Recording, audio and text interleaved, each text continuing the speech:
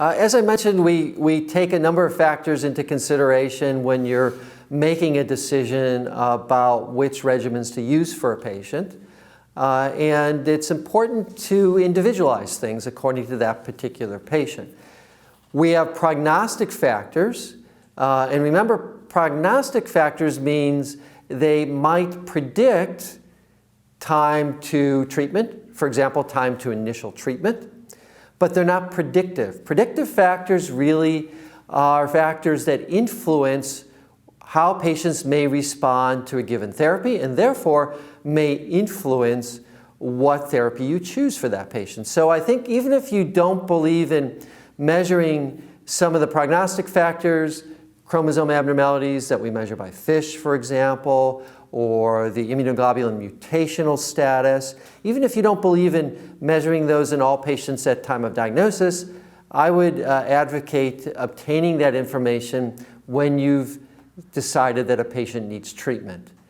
Right now, the major issue there, of course, is deletion 17p. Fortunately, maybe 5–6% of patients at presentation. So admittedly, it's not the majority, but it's very important to know that because those patients don't respond to standard chemoimmunotherapy, and clearly a drug like ibrutinib would be the treatment of choice. But I think getting that information at initiation of treatment is still quite helpful, especially later in their course if you're having to decide on a second-line therapy. Well, as you know from your own practices, you have a lot of treatment choices for younger patients. Fitness, as I mentioned, can influence things.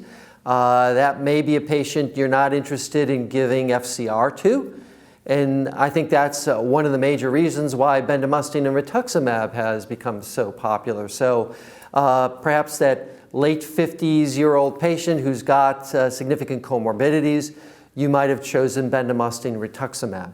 Remember in the German trial of FCR versus BR, we learned that FCR was superior in terms of progression-free survival, but we also learned that BR was better tolerated. There was less of the infections risk associated with it. So I think historically this patient would get bendamustine and rituximab, still a reasonable choice. But of course we also have ibrutinib, and that's also a very reasonable choice. And I think as we get more data on the use of ibrutinib in this kind of setting, and certainly data from randomized trials, then we'll learn more about the role of ibrutinib here. But certainly in my practice, if it was outside of a clinical trial, I wouldn't have any hesitation to prescribe ibrutinib. You have that conversation with the patient. Here's the options, here's the pros and cons, and then really make a joint decision.